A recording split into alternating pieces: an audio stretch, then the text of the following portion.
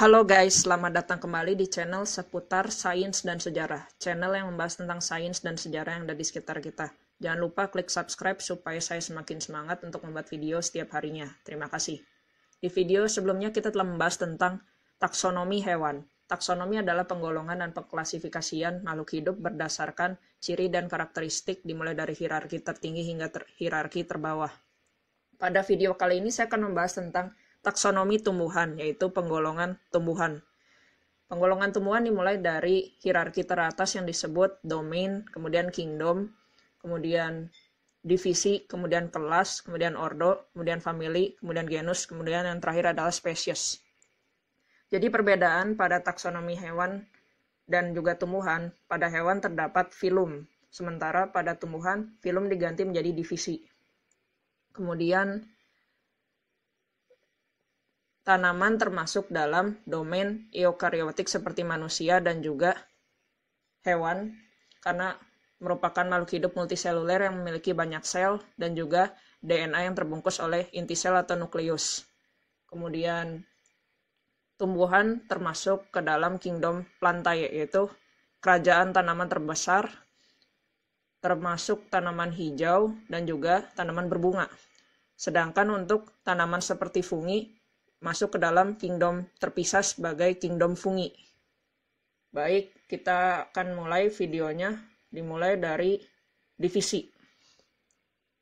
Divisi adalah urutan taksonomi ketiga setelah domain dan kingdom. Divisi membagi tanaman menjadi dua golongan besar, yaitu tanaman penghasil biji dan tanaman penghasil spora. Tanaman penghasil biji, spermatophyta, dibagi menjadi dua subdivisi, yaitu subdivisi gymnosperma dan subdivisi angiosperma. Subdivisi gymnosperma adalah tanaman dengan berbiji terbuka seperti melinjo dan pinus. Kemudian subdivisi angiosperma masih dibagi menjadi dua kelas, yaitu kelas monokotil dan kelas dikotil. Kelas monokotil contohnya adalah tanaman jahe, kemudian anggrek, kemudian nanas, dan padi. Kemudian kelas dikotil contohnya adalah terong, kemudian kapas, kemudian jambu, dan bunga aster. Lalu untuk tanaman penghasil spora adalah tanaman paku, yaitu Pteridophyta, dan tanaman lumut Bryophyta. Kelas adalah urutan taksonomi keempat setelah domain, kingdom, dan divisi. Kelas membagi tanaman berbiji, spermatophyta, dan tanaman penghasil spora seperti paku dan lumut menjadi lebih spesifik.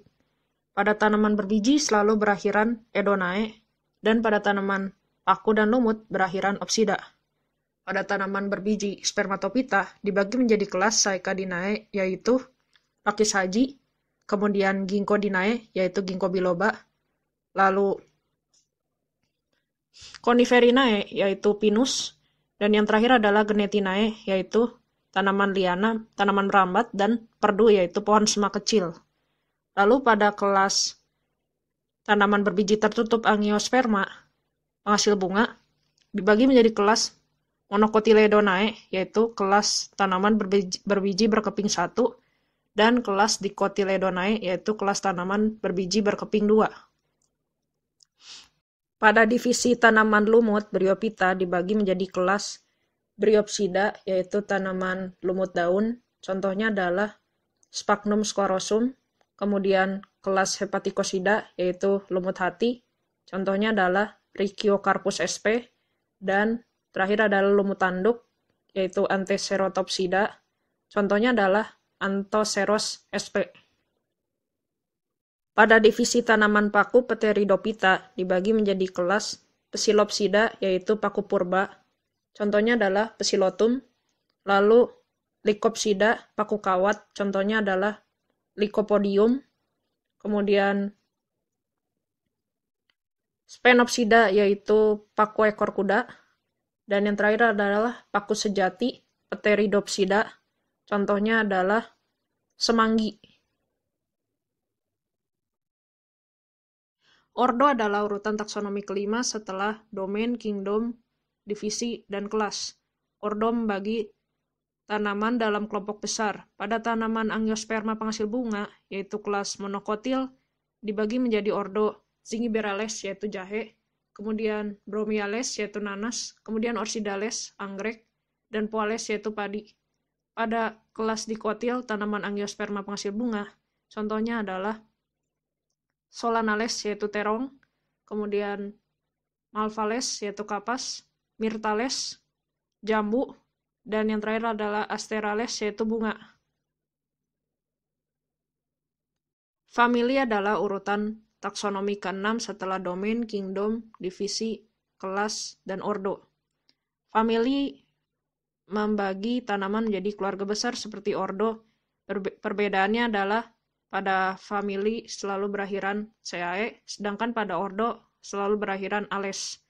Pada kelas monokotil penghasil bunga Angiosperma, contohnya adalah Zingibera CAE, yaitu jahe sama, kemudian Bromiaceae, yaitu nanas, kemudian Orchidaceae, yaitu anggrek, kemudian Poaceae, yaitu padi.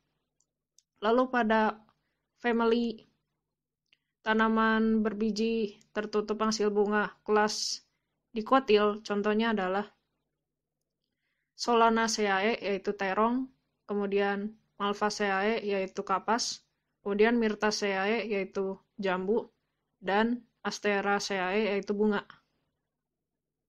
Genus adalah urutan taksonomi ke-7 setelah domain, kingdom, divisi, kelas, ordo, famili. Genus adalah nama spesies tanaman yang tidak spesifik. Contohnya adalah nama padi, yaitu Oryza, adalah genus. Kemudian jagung adalah nama latinnya adalah Zea. Spesies adalah urutan taksonomi ke-8 setelah domain, kingdom, divisi, kelas, ordo, famili, dan genus. Spesies selalu berkaitan erat dengan genus dalam penamaan nama spesies makhluk hidup yang lebih spesifik. Pada genus Zea, yaitu genus jagung, bila ditambah dengan mais menjadi Zea mais. Zea mais adalah spesies jagung yang lebih spesifik.